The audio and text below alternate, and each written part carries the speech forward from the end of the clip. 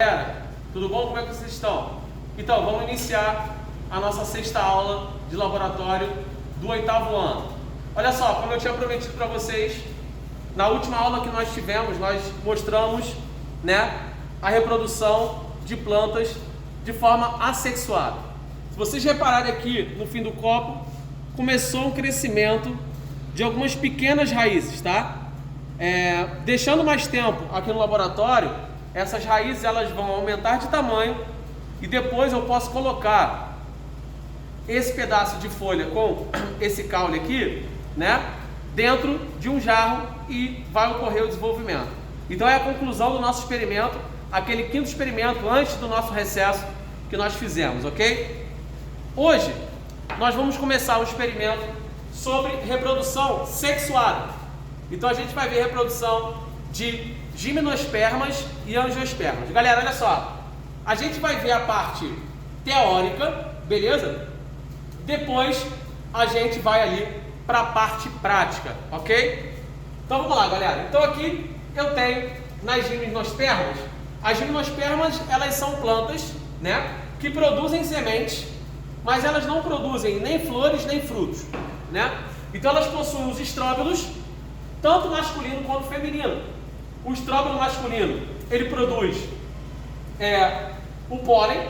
Esse pólen, ele é carregado pelo vento, na maioria das vezes nas gimnospermas, ok? Não existe um agente polinizador, na maioria das vezes é o vento, ok? A gente chama de anemofilia, quando o polinizador é o vento. Então o vento carrega até um pólen, é o estróbilo feminino. Esse estróbilo feminino vai fecundar o óvulo, feminino, e vai ocorrer o processo reprodutivo nas gimnospermas, beleza? Então, gente, nas angiospermas já é um pouco diferente. Você tem a flor, Essa flor, ela pode ser unissexual ou hermafrodita. As flores que nós vamos trabalhar daqui a pouco ali na parte prática serão flores hermafroditas. O que significa isso, Barcelos? Que na flor eu vou encontrar o órgão reprodutor masculino e o órgão reprodutor feminino. A área do órgão reprodutor feminino eu chamo de carpelo. No carpelo eu vou ter o estigma, o estilete e o ovário, ok? O estigma é a área onde o pólen vai penetrar, aonde ele vai criar um tubo polínico e vai até o ovário, aonde está o óvulo para ocorrer a fecundação. E no estame é onde eu vou encontrar a antéria e o filete, que vão fazer parte do órgão reprodutor masculino. O filete é a haste e a antéria é onde eu vou ter o pólen, Aqui, gente, o que vai acontecer? Quando a gente for para a parte prática, eu vou explicar melhor para vocês isso, tá? Então aqui eu só queria que vocês relembrassem, porque vocês com certeza viram isso com a Gabi. Eu queria que vocês relembrassem e a gente vai lá para a parte prática para a gente poder entender como é que ocorre esse processo de reprodução, ok? Então, gente, na parte prática, infelizmente aqui a gente não vai ter um estróbilo masculino, aqui a gente tem um estróbilo feminino, beleza? Aqui a gente vai ter a fecundação, o pólen vai ser levado pelo vento, vai se introduzir aqui, vai ocorrer a fecundação, beleza?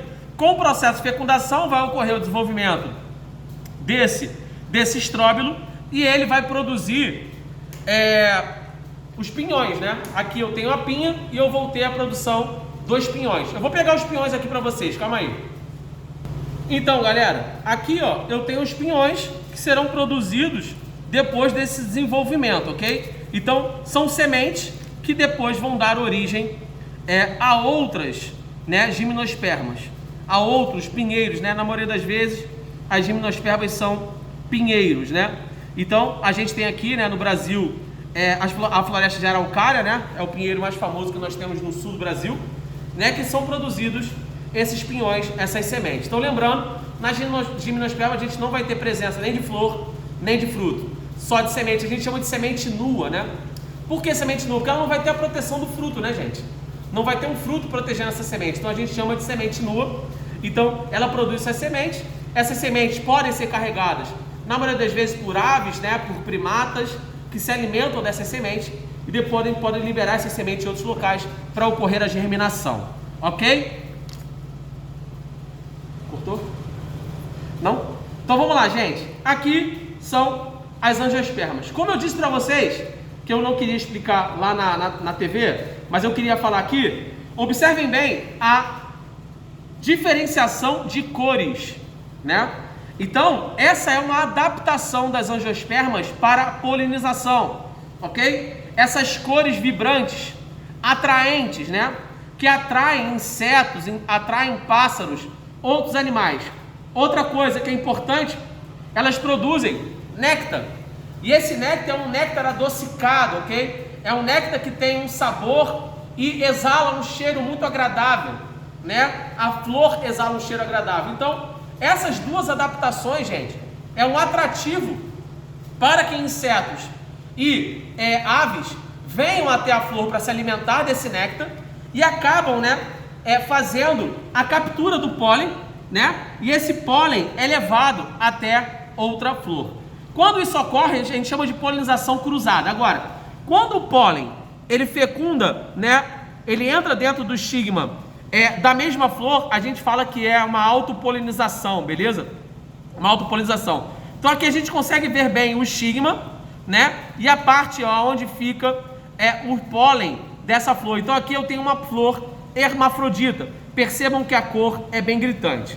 Então aqui, gente, eu fiz um corte, tá? Que a gente consegue observar bem, né, a parte ovariana dessa planta, né? Aqui, ó, a gente consegue ver bem, tá? Ó, o ovário sendo produzido, o estigma, né, que leva, né, a formação do tubo polínico até esse ovário que ocorrerá a fecundação dessa oosfera, né? Então, essa oosfera será fecundada pelo gameta masculino. Então aqui a gente consegue ver, né, as cores bem vibrantes desse processo aí de germinação. Então o aparecimento da flor, do fruto, é uma adaptação muito importante, tanto que hoje a maioria das florestas, elas são florestas de angiospermas, né? Nos trópicos, né, as florestas que ficam perto da linha do Equador, você vai ver uma floresta onde 80% dessas plantas, elas são angiospermas. Por quê? Porque elas se adaptaram muito bem, criaram essas características para que a polinização, né,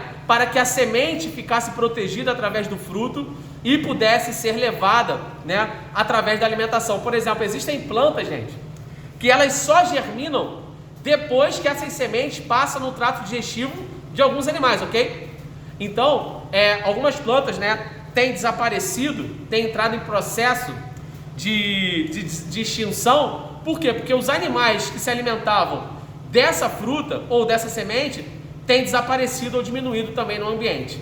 Então, como essas sementes precisavam passar no trato digestivo desses animais para que elas pudessem passar pelo final do ciclo, para que elas pudessem germinar, isso não tem acontecido, então essas plantas têm sido prejudicadas.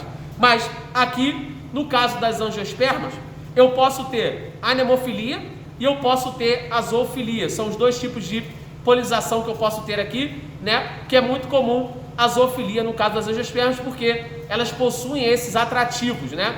Que é a cor vibrante, o néctar e um cheiro muito agradável que atrai insetos e outros animais. Gente, tomara que eu tenha agradado vocês aí, tá? A gente finaliza essa parte de reprodução vegetal, finalizamos a nossa 6ª aula e que vocês aproveitem a aula aí, tá? Valeu, galera, um abraço.